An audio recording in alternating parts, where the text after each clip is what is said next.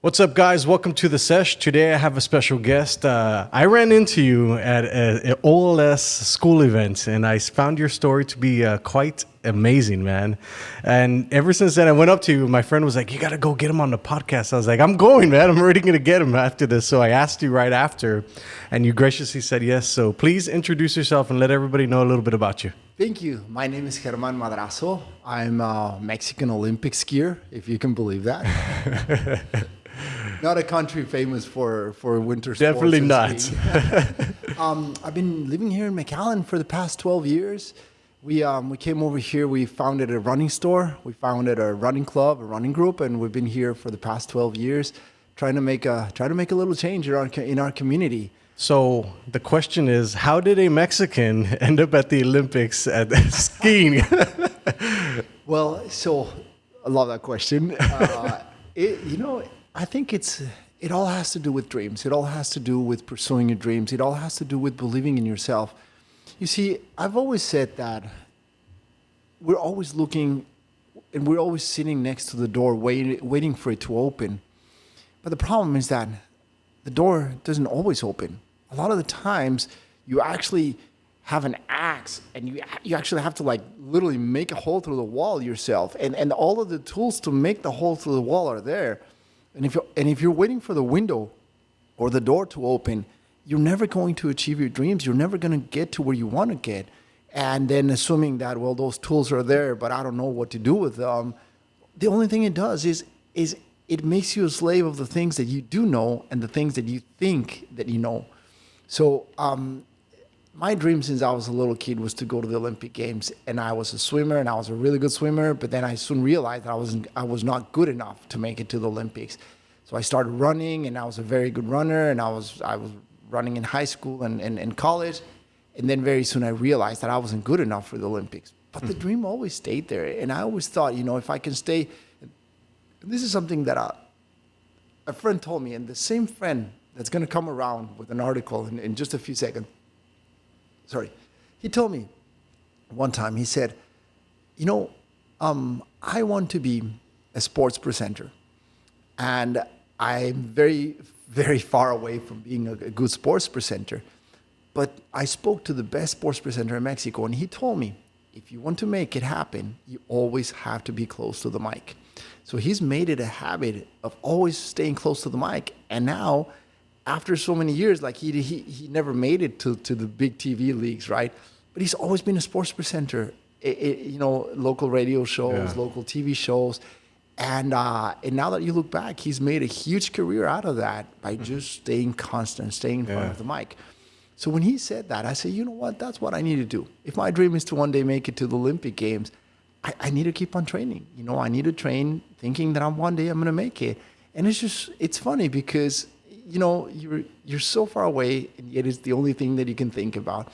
So years passed, and one day we're at a party. All the high school friends were there. Everybody was drinking, and of course I'm always training, so I wasn't drinking. And you know what happens when you're in a reunion where everybody's having a drink and you're not. It gets to the point where you get very annoyed. You don't know what they're talking about. You don't laugh at the things they're laughing at. And very soon they started laughing at me. Like, you and your sports. And then they started criticizing people that post their runs on Facebook saying like, oh, yeah, so congratulations, you just ran a 10K.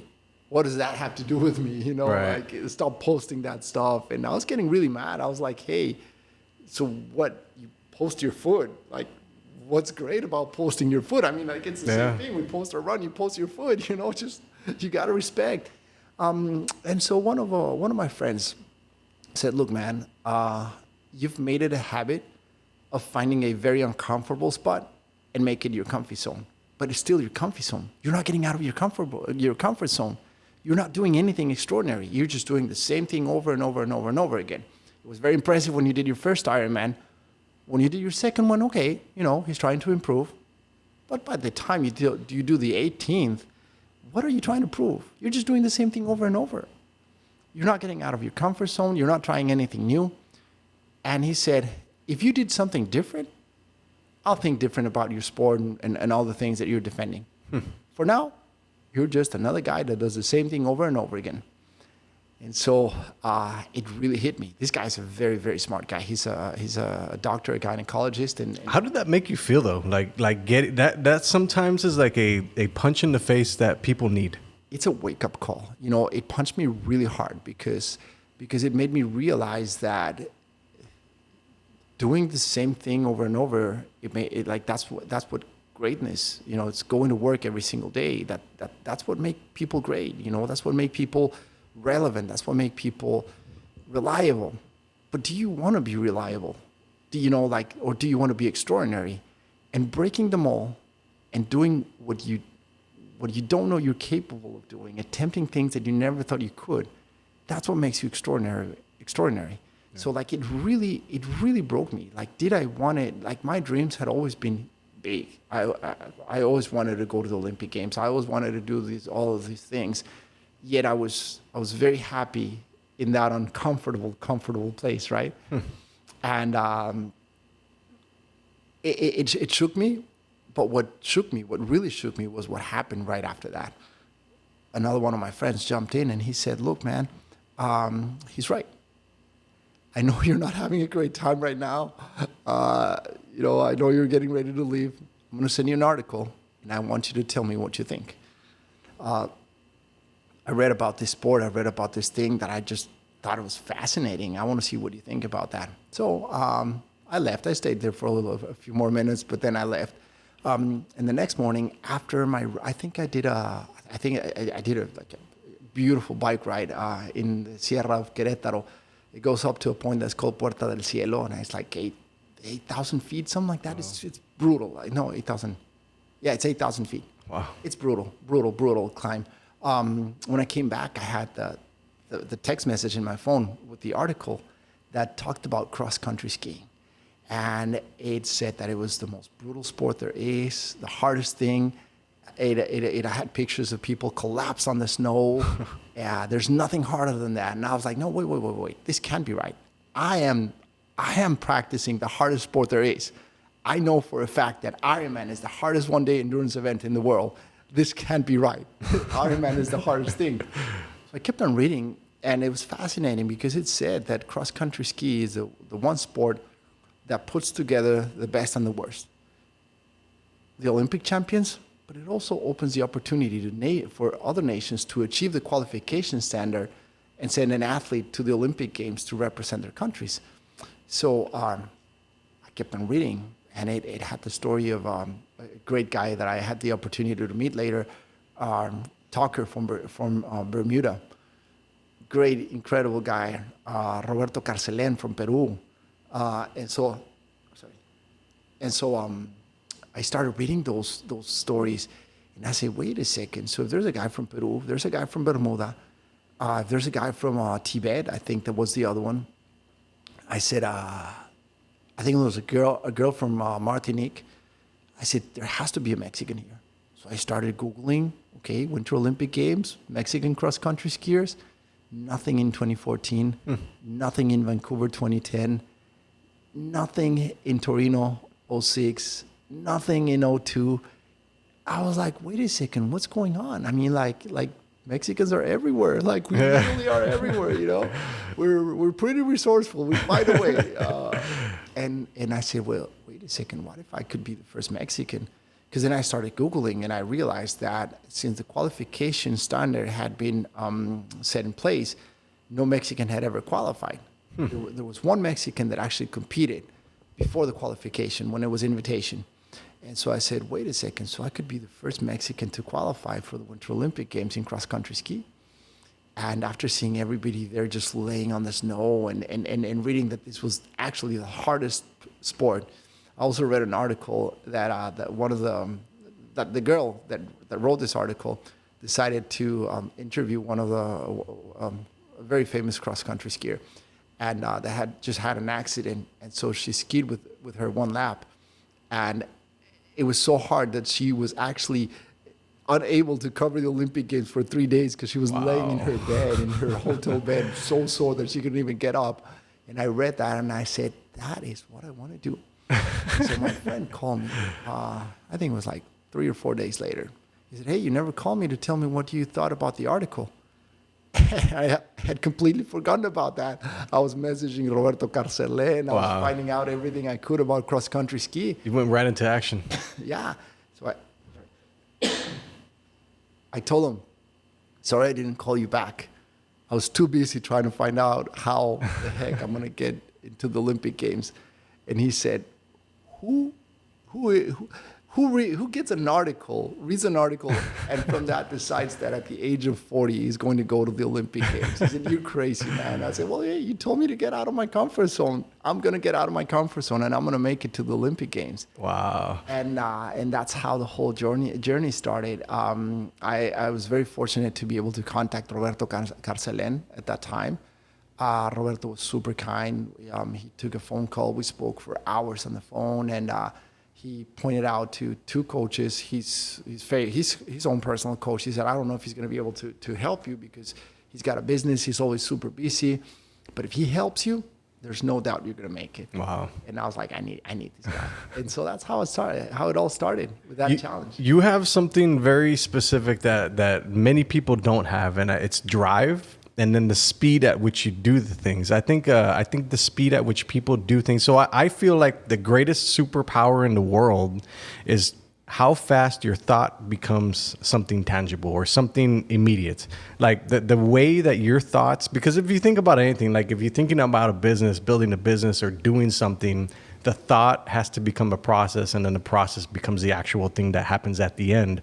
The speed at which it happens is a superpower, because you went right after that person and you messaged them directly on social media, right? Yeah. So where did you learn that? How did you do that? Like, where did you get the insight to be able to do that? Well, that's my superpower. Long time ago, when you're always pursuing something, there's always somebody that doesn't agree with what you're doing. And so you're always constantly being criticized for doing what you want to do and not doing what everybody else wants you to do, right?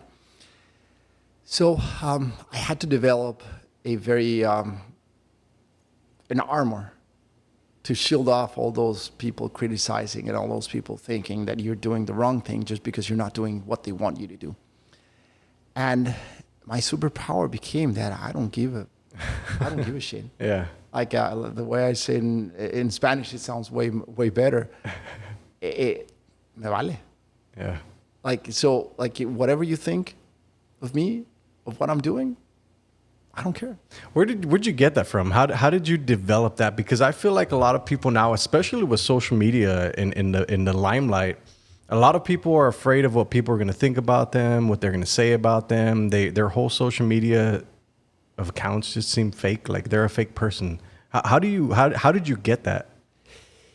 You have to get hit very hard, and a lot of times, and you have to decide that you're never going to get hit again. It's that time when you wake up in the morning and you say, nobody is going to decide for me. My life is mine, and I live my own life, and I cannot live somebody else's life. And it happened early in life. I had a very, very, very good friend. And he said, you know what? The greatest gift you'll ever receive is you. And if you don't protect your gift, you're going to lose it. And you're going to lose yourself. And once you lose yourself, you'll never get yourself back, because every year that goes by without you, it's a year you get older and a year you never get back. And that stuck with me. And I said, you're right. And he said, you know what? People are going to try to bring you down. But if you're true to yourself, if when you go to bed, you know that you did something for yourself, that day is always going to be a better day. Yeah. And you're always going to have a day tomorrow to fight. And that stuck with me. And I just said, you know what? This is how I need to live my life. I need to live my life without regrets, without thinking, not thinking, but without overreacting, or without being worried about what other people are going to say or what they're going to think. I said, you know what? This needs to be my superpower. And it's a horrible superpower as well, because, you distance yourself from people you don't want to distance yourself. I feel like it's a very lonely life. It's lonely. But you know what? But what's funny, and this is a story that I used to tell my friends, and it was so funny. Back then, every time I got invited to a wedding, I always had the back table. I was always sitting next to the speaker. And I always thought, I was like, wow, you know, this is my view, you know, like this is where I belong, because I don't drink, or I don't drink as other people do, because I don't party, because I don't go to your every Thursday to your party. Yeah. So I go once every 2 months, you know, when I just finished the race and I'm able to go. And so what happens is that you start becoming this odd person, but you keep on fighting, and you keep on fighting, and you keep on fighting. And when you finally make it, when you finally make your dreams come true, when you finally do it, all of a sudden you get bumped from that back seat, from that back table, all the way to front stage. And that's pretty incredible, because that's when people look at you and they say like, oh, look at that. He made it, you know? And you made it because you believed in yourself. You made it because you didn't believe in them, because you didn't believe in their comments, because you didn't submit to what they wanted you to submit. You didn't just get a regular job, just be like us, just drink like us, just do what we do. And you say, no, I'm not going to do it. And you will, for a very long period of time, be an odd person until you finally make it. And then everybody wants to be around you. I love a quote that I read many years ago that says, and then one day, everybody's going to remember the day they met you. I feel like you touched on a very interesting topic, because I feel like when you don't do the normal things that everybody else does, it feels from their perspective, from what I've understood, is that you're being selfish. Can you kind of touch on selfishness and selflessness? Well, it's because being selfish has two ways of looking at it. Being selfish when you're not sharing anything, when you're not helping other people grow, that's self-destructive. But when you're being self-determined, when you're going for a goal, when you really are determined to accomplish something, that's not selfishness. That's self-respect. That's love. And when you get there, see, the real measurement of yourself, of your self-worth, is what you do when you get there. Because if when you get there, you want more, and all you want is more for yourself, then yes, you become a very selfish person. But if you're able to share once you get there, if you're able to look down and look up and look sideways and just be like, hey, how can I help you? How can I make my struggle and my fight be of service to you? How can all of this make you a better person? And when you ask yourself that question, that selfishness becomes a very rewarding part of your life, because you being selfish allowed you to be generous. So you have to be selfish when it comes to your time. You have to be selfish when it comes to you achieving your goals.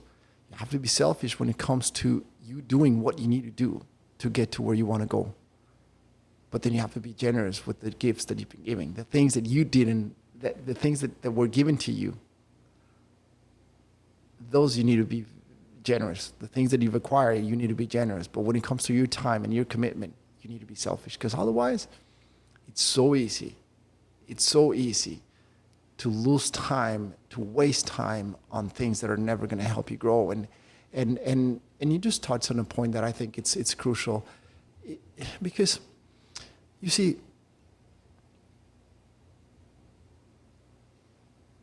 if you want to live a life with no regrets, if you want to live a life where you develop this superpower of not giving a shit about people, about what people say about you or what people think about you, you have to have a goal. You can't just go through life not giving a shit. If you don't know where you're going and you don't give a shit, then you're not going to be humble enough to ask for help. You're not going to be humble and smart enough to accept help when it comes for you. So the key in all of this, if you're going to develop the superpower, is always have a goal. Know where you're going. Know where you're heading, because that's when this becomes really a superpower and not superficial.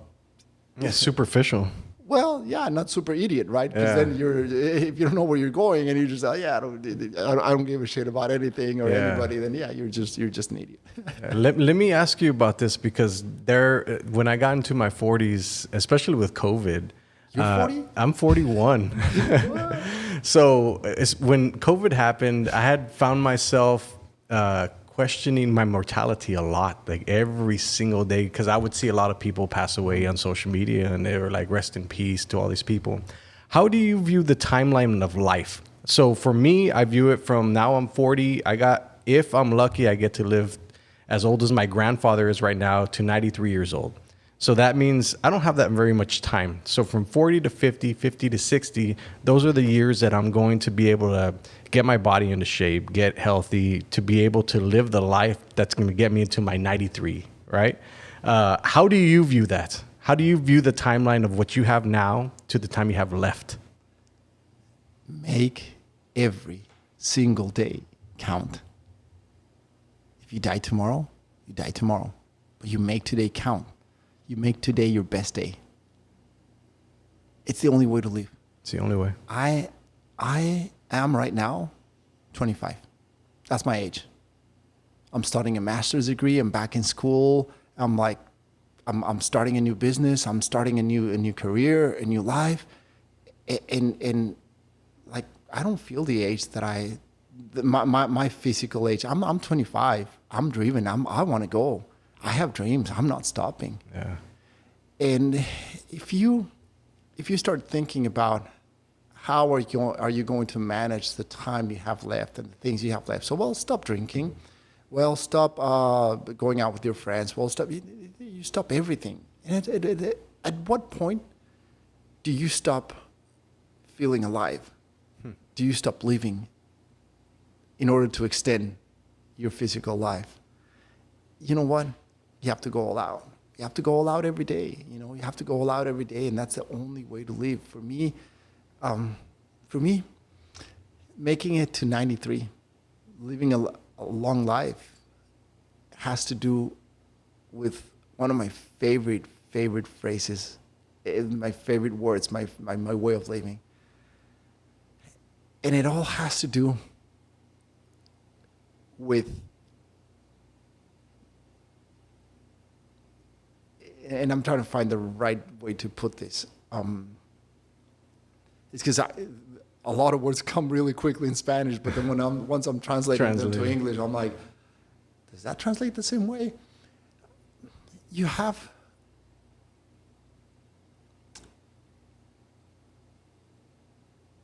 to be relevant in life. You have to look for a way to transcend. And transcending means living longer, your memory living longer than your human form. You have to do something for others that affects their lives. Make an impact. Make an impact in this world so that somebody will remember you when you're gone. If you made an impact and you died at 12, you'll be forever remembered. Like Anna Frank. She'll never die. Yeah. That's relevance. That's transcendence. If you're looking for transcendence, it doesn't matter if you die tomorrow or if you die tonight. If you were able to transcend, if you were able to give the world something through your life, through your experience, through your view of the world, you'll live forever. And that's really what matters. So I am looking to live to 1,000 years, to be remembered 1,000 years from now. That's what I'm looking for. Legacy. If I can make it to 93, that'll be great, thank you, God. But if I make it to 93, I can assure you that I'm going to be in very, very bad shape because I'm going to beat my body down until 93. I'm going out running a marathon. You're not kicking. Oh, yeah. You know what? I'm going to die running a marathon. Like, I'll be 93 and I'll be like, okay, I think I'm going to go tomorrow. Okay, I'll find a marathon, sign up for it. I won't tell anybody. They're just like, across the finish line. And then just, But yeah. So for me, I love the way you put that question. For me, life is not about the life of my human body. It's the life of the lives that I touch, the lives that I'm able to affect through my actions, and that transcendence. That's what I live for. What is it about going the hard way, choosing the hard way versus the easy way that most people won't do? Like, why don't people have big goals, big dreams? What happened during that time in their life that they just shoved it down? Like, what should the mentality have? What should they have as a mentality? You know, this is a very simple question.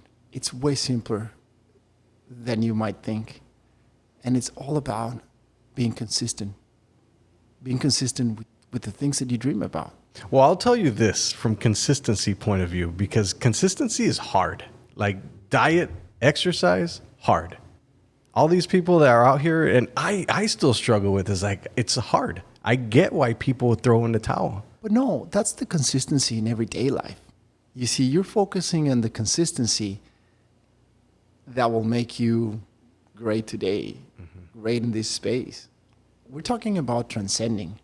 We're talking about living beyond your life. We're talking about greatness. And that's consistency in achieving your goals, in achieving your dreams, in fighting for them. So you decided that you want to make a short film, a documentary, and you did it, right? So then you set out to do a second one and win more awards, and you did it. And you set out to do a podcast, and you did it. So now your life is full of accomplishments, of little things that hey, nobody knows if you were successful or no, because obviously they'll know, but then we move on, right? Yeah. We move on with our lives, and nobody will remember, Yeah, right? the speed at which things change. But you remember, and you know you did it. But if you fail, you know you failed. And if you don't try again, you know you didn't try again. And then you don't try again, and then you get comfy with not trying again. You get comfy at not failing. And when you get it, when you fall in love with not failing, what happens is you break up with success. You break up with the possibility of transcending, of becoming your best self. So this is not consistency of waking up every morning and going to training and training hard and doing what you need to do and eating your diet. No, this is consistency in achieving your goals. This is consistency in believing in yourself. This is consistency not if you did great in the marathon that you signed up for. Did you sign up and did you finish? Did you pull it all the way through? Did you not give up? And now what's the next goal? And so I always describe myself as a soñador consuetudinario. That I'm always like, you know how when people used to smoke, they would like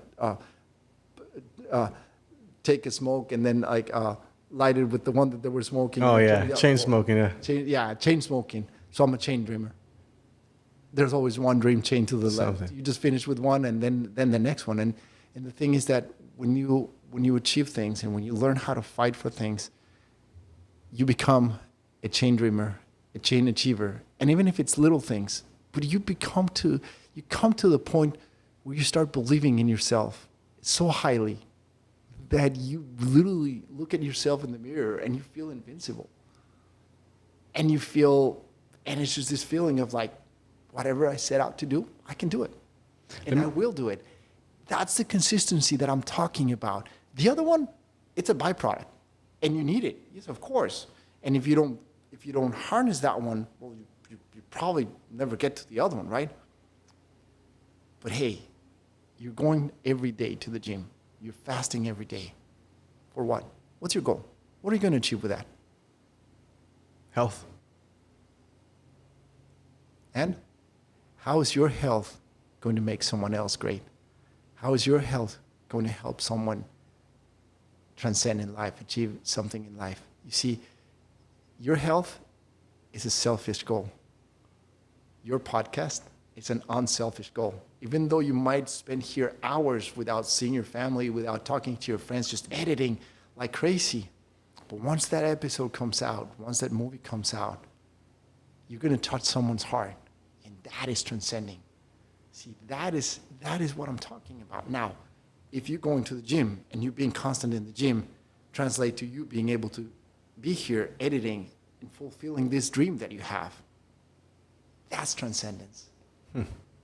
Interesting. Let me ask you about goals, because I feel when I talk about goals, people think like, nah, whatever. They're just goals, and I feel this because I've always made goals, and I was able to write them down and put them on a dream board, and all these things they feel like foo-foo-ness to people, but I'm certain that you can call into existence with the words that you say, with things that you write down, and if you have a goal and a date, it will get done.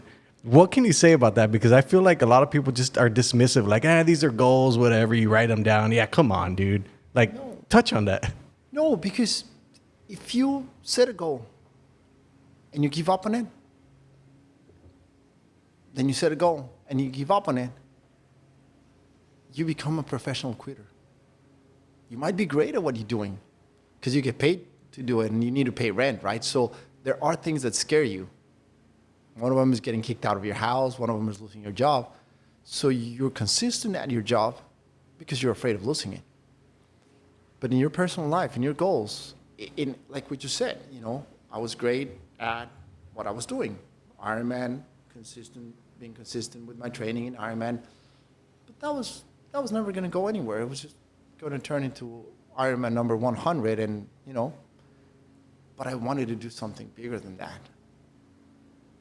This is the exact same example that you're giving me. Is you set a goal, make sure you complete it. You set a goal, make sure you complete it. If you're not going to complete it, don't set it, because then you become accustomed to not achieving your goals.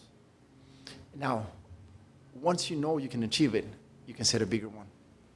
Once you know you can achieve the bigger one, you can set a bigger one, and that's how you get to the big things in life. Not being afraid to fail. That is the key. So let me give you a quick example. I set out to do something that I've been wanting to do for a long time, and I overshot. I started it and really completed it, but at the end of the day, I didn't have the money to pay for the end of it, to finish it, for lack of funds. So, what do? Do I consider that a failure? Hell no. I'm going to get the money.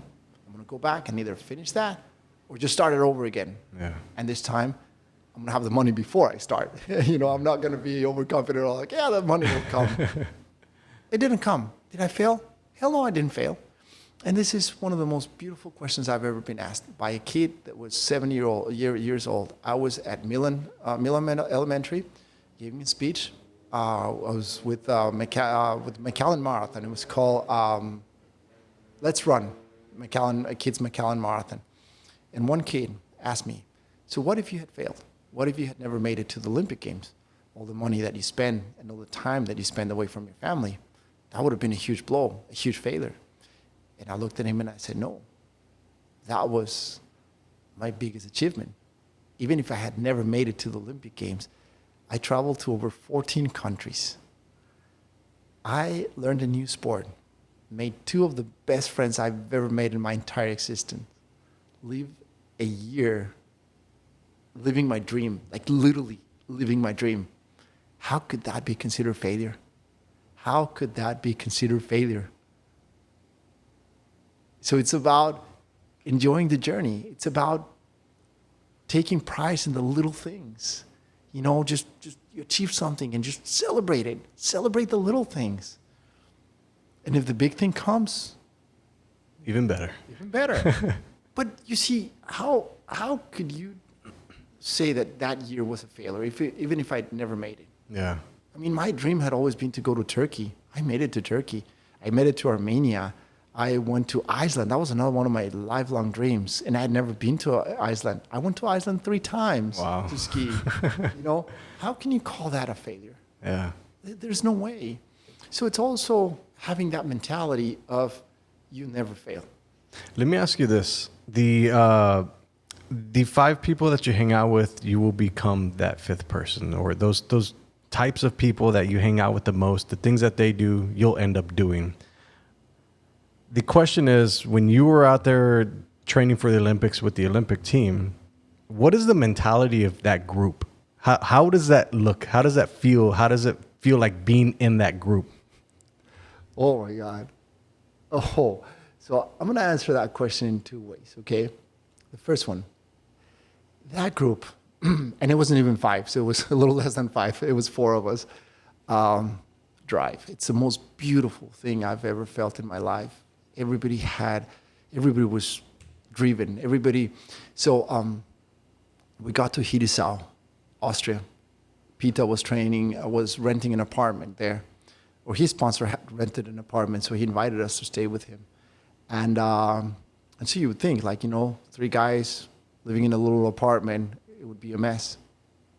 The apartment was sparkling every single day. You woke up, breakfast was ready. We finished training, lunch was ready. We finished training, dinner was ready. Everybody was in bed. Everything happened automatically because we were all driven, because we knew what we wanted. So I would wake up early in the morning, make breakfast for everybody. When I came back, since I had made breakfast, we didn't need to ask who was going to make lunch. Peter was already making lunch. And then Jonathan would be like, oh, well, they're doing all this for me. So he cooked dinner, right? And then all of a sudden, you're looking for your pants and they're already washed. And like, who washed my pants? Well, yeah, I was going to throw everything in the washing machine. Because if you fall, we all fall. That was the mentality. It was driven. It was just so beautiful. Everybody, that's where I got one of my mantras in life right now. Because every time that we failed, that we didn't achieve the qualification, and this happened. So I'll go back to how this happened. So we were racing in Turkey one day, and the snow was melting. Conditions were horrible, and so there was a very, very steep downhill, and then a very sharp U-turn at the end of the downhill.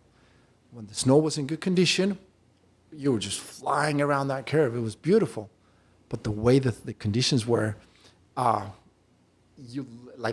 snow literally threw you out, but out was literally like there was no snow. Like it was like just one thing, like it was just the wilderness. Like I flew out of the track and landed in a rock and ended with a black eye. Wow. And so I finished. And I told Peter, I said, I think I'm the first ever cross country skier to finish a race with a black eye. And he said, well, now you have a good story to tell. And I said, yeah, but we didn't qualify. And he said, don't worry. We still have tomorrow. And tomorrow, we'll live to fight another day. And I just closed my eyes and I said, you're right. We'll live to fight another day. It doesn't matter how bad things are going for you today. When you wake up tomorrow, you're gifted the opportunity to live and to fight another day. And that was the drive. That's how we live for 2 months, Peter, Yona, and I. And of course, there were others that were like calling us to see how we were doing. So but it's those three people that completely changed my life. Wow. And now I'm going to answer that question the way that I really see it. Because I keep seeing that. And nowadays, like somebody made a very popular audio and everybody's replicating it on Instagram, right? We're like you're the reflection of the 5 people that are closest to you, blah, blah, blah. Yeah. What if you see that in a different way? What if you were able to change the 5 people that are closest to you? What if you could make them great? What if you take the risk? What if I take the risk right now to try to make you better? Because I want to be your friend. And I want to be a better runner, and you don't run. Oh, can I persuade you to run? Can I invite you to run? Can I help you love running? You're a businessman. I want to do business with you. How can I make you better?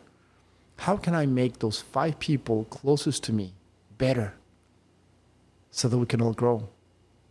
Instead of just hanging out with 5 people and just hoping that the average will come out to be something that helps you. Yeah. Well, what if you can change that? What if you can have the power of those people that are closest to you?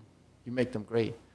And I have a very quick example. So a very, very close friend that I love very much, his name is Marco. He came to the running group. He wanted to run a marathon, and he had never run. And he did his first marathon, and I believe he ran it in 4 hours and 30 minutes, 4 hours and 40 minutes. And he trained really hard, but I don't know, just things weren't working. You know, like there, every time he had a race, something happened. So years passed. Marco moved to San Antonio. I think he's working for HEB now. And the other day, he just ran a sub-3 marathon. Wow. He never stopped.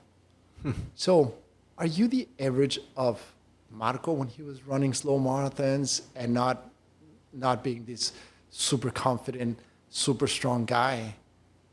Or are you the average of the Marco today that is this uber confident, incredible marathoner? Which one? Yeah. See, what if your life, your drive can change, can take this person from here to here, and if you're still around, now you're the average of the great guy, not the average of the guy that just started. Yeah.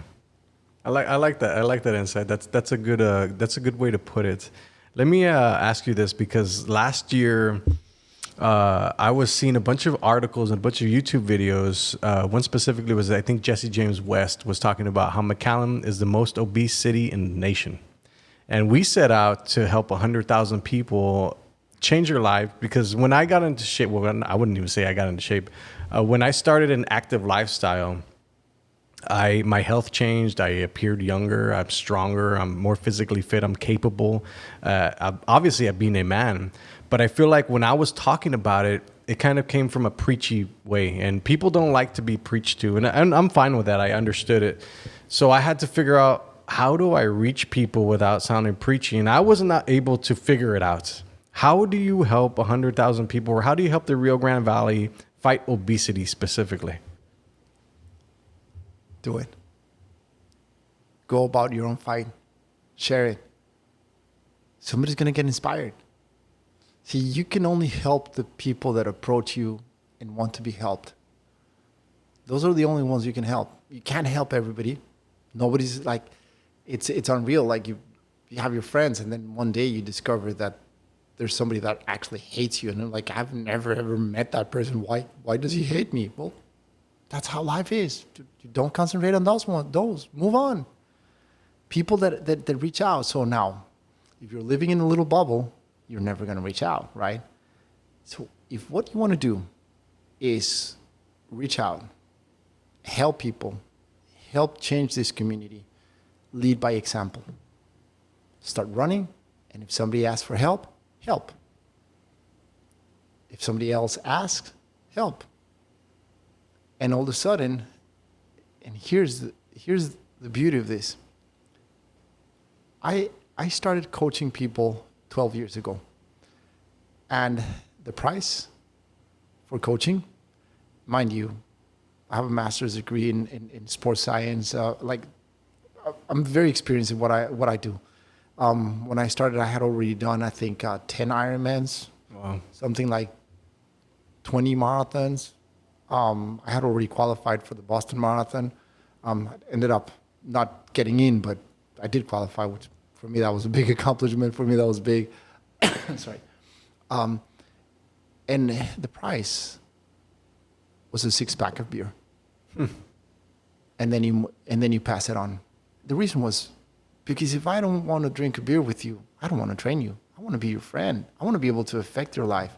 And if I can even talk to you, how am I going to affect your life? So that's why the price back then was a 6-pack of beer. And then you need to prove that you were able to pass it on to someone else. Because if all that I'm sharing with you, it's going to get trapped inside of you and it's never going to go anywhere, we're never going to grow. Right. And so, you see, that became me, one of the first athletes that I coach. Her name is Lori. Great athlete, great person. And then Lori started coaching Ronnie and another group of people. And Ronnie has a huge effect because he's a great leader in the city of Edinburgh. And so, and like her, I can tell you of other athletes, and it's incredible. And when you look at it, well, it's her work, what she did with those athletes. It's what this other guy did with his athletes. Bring the mic up a little closer. Yeah. But at the end of the day, it all started because you charged them a 6-pack of beer and pass it on for that training. So were you the one that made it? God only knows. Don't ever take credit for anything. Yeah, just put it out there. Just put it out there. But maybe it was, maybe it did, and that's the only way to help. You pass it on, and before you know it, your little passing it on becomes 100,000 people, without even you trying or without even you. But see, because if you try to help 100,000 people, then now this becomes selfish, and you never do it. Interesting. But when you do it for love, when you do it for the right reasons, and when you do it one person at a time, if you're lucky enough, that one person helps another, which in turn helps another, and you reach 100,000 pretty quickly. Actually, you reach 1 million very quickly. Let's switch gears real fast. So let's talk about your histories. You came from Mexico. Yeah. So kind of touch on that story because I have some questions for that. Okay. So I got married in 2002, and I was working for Bank of America, Bank Boston, which was bought by Bank of America. And working on the corporate world, I pretty soon decided that was not my life. Like, I wanted to own my destiny. I didn't want to put all of this time working with uncertainty. Like I said, I need to own my destiny. So my wife and I moved to Tamaulipas. We started managing a ranch, a cattle ranch in Tamaulipas. And we did great. I mean, it was growing. We kept growing every year after year, and it was just beautiful. And life was perfect. But then all of a sudden, violence erupted in Mexico, and the people that were in charge of this violence, they started invading ranches, and in some cases even kidnapping the ranchers.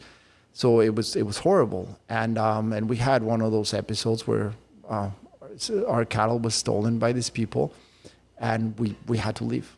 We had to leave, and I told Lucy, if we're going to be responsible for our lives, we also need to be responsible for our environment. Like, we need to find an environment where we can actually grow. So we couldn't be there no more. We had to move. And I said, I read an article, just what you're talking about. It's funny that you mentioned that. I read an article because we would come to McAllen very often to see a friend. We'd spend time with our friends, come, do grocery shopping and things like that. And I every time I came, I was looking for somebody to run with, and there was no running groups. And my friend Sal, we would go and run together, and I was like, hey, but who else runs here? And it's like, no, pretty much nobody runs here in McAllen. And one day he showed me an article that said that McAllen was the most obese city in the United States. And I said, but why? McAllen is beautiful. This is a really nice town, and people here are very nice. Why? And I told Sal, I said, we need to change that. And he said, yeah, you and how many? And I told, so when all this happened, I told Lucy, I was like, there's no running store in McAllen. There's no running group in McAllen, but they do have a marathon. I said, we need to go over there and open a running store. And Lucy was like, but that's the most obese city in America. People don't run there. Who's gonna buy your shoes? And I said, we're gonna go there, and we're gonna build a running group, and we are gonna build a running store, and we are gonna help make that the fittest city in America, whatever it takes. Whatever it takes. And so we packed our bags, and that's the hard part of the process, because we needed to get a visa, so contact the lawyers, and also to get the visa you must have the business, but to open the business you must have the visa. So it was it was hard for a few months. It was so doubting. It was like, man, I'm never gonna be able to make this, right? And so that's when that attitude of me vale, whatever happens. I'm gonna make it. This is my dream, and I need to make it happen. And so, yeah, we lived in fear for a couple of months, and the lawyer was like, no, you're okay. You're okay. Just don't let the 6 months pass. And so within 3 months, we got 4 months, we got our investor visa. And that's how we were able to move here and start our business, the running store. And we've been here for 12 years. Wow. We started the running group. I can safely say now that we're I don't want to say that, but I think that we've already served 1,000 people in the running group. Wow, that's amazing. I think if not, we're probably very close. That in 12 years, 1,000 people have gone through a running group. Wow. If I go back to the numbers, it's 600, and I'm lying to you. But it's just a big number of people that have been impacted through a running group and what we do, and again, we're not trying to change everybody, but those that come, we try to help them achieve their goals. Let me ask you this: the process to get the visa. Can you kind of explain that process? And now, in retrospect, what would you have done differently to be able to expedite the process? See, that's something that a lot of people don't understand. There's nothing you can do to expedite the process. The laws are very strict, and they're set, and you can't move them. And it's probably the only thing that would have been that I would have done different was to interview more lawyers, because the first one that helped us, he wasn't very good. And so that kind of slowed us down a little bit until we finally got to the one that really helped us. His name's Jose Barbeito. He has his office here, his law office here in McAllen. And Jose helped us a lot. And so once we were finally able to work with Jose, like it was smooth sailing all along, the renewals and everything. So, I wouldn't have done anything differently. I think I'm very proud to say that although I like to break my own rules, define my own destiny, when it comes to the rules that make us a better society, I like to follow them. It's a bit of a contradiction, but you have to. It's the only way to do it. You have to go through the process. It's tedious, but you get there. Like, you do get there. And so for people that want to come and invest and open up their businesses here, even for kids that are graduating from college, and start the process. 1, 2, 3, 4. It's boring. It's time consuming. But once you get to where you wanted to go, and once you start working, like, it's beautiful, right? Yeah. It's beautiful, but it's the only way. You cannot jump steps. You cannot, You just have to go through the process. You just have to go through the process. And the way they make it is kind of like it's kind of a tedious process that kind of just pushes people like, okay, they're gonna give up. Am I wrong? It is, and I believe it is designed to be that way. But so here's the way I see it. This is the best country in the world, and I've been to 70 different ones. Believe me, I've lived in different ones. This is the best country. So it's normal that the people that live here feel proud of what we've achieved as a society, as a community, as a country, and I think that the rules that we had to go through to be able to be here legally and working and having our business and enjoying the life that we have with our kids and everything, I think that is good. I mean, like, you wouldn't just allow anybody to come into your house. Yeah. You wouldn't just allow anybody to just open the door, sit down, and start talking to you in your podcast, right? Yeah. So I think that, I mean, they could probably be better rules. They could probably be a little more expedited or a little, I don't know. But that's not up to me. But I think that that the fact that there are rules it's a good thing. It makes the dream sweeter. Yeah. When we went through all of that, and when we finally got our visa, when we finally were able to open our shop, it just felt so good, because it wasn't easy, because we worked so hard to do it, and that feeling of conquering, it's just fantastic. I mean, we'd open other businesses and we just opened them, right? But when we did this, my wife and I opened a bottle of champagne. Like, we did it finally, and so I guess at the end of the day, having rules that you need to follow, and a process that you need to follow in order to accomplish something, it makes it more desirable. Yeah. So yeah, don't break any rules. It's not worth it.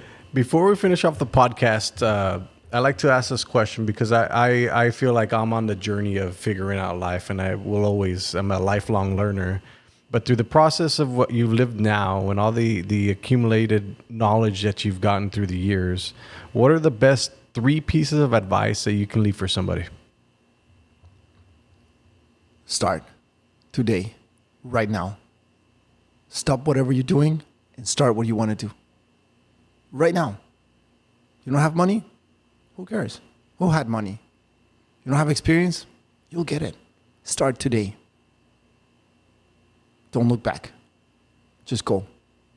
If you fail, stand up. You only fail when you stop trying. You only fail when you give up. A scientist will conduct an experiment 1,000 times until he achieves the result that he was looking for. How many light bulbs did Edison build before he actually built the one that worked, the one that changed our lives forever? Did he fail 1,000 times or 2,000 times?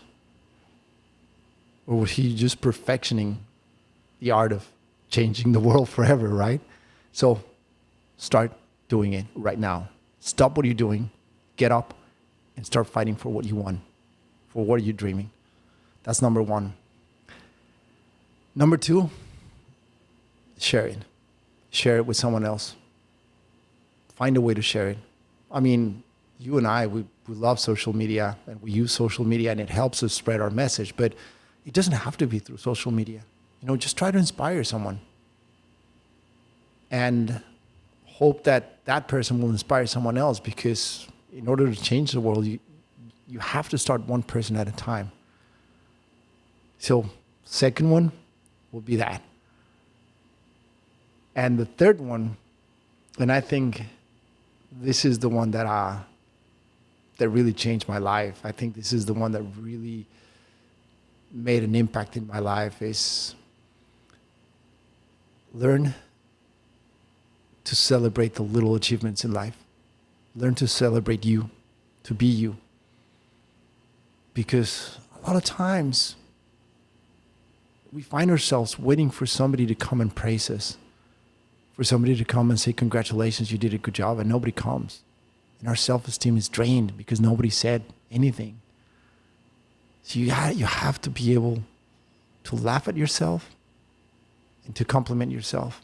To look at yourself in the mirror and say, we did good today. We did it.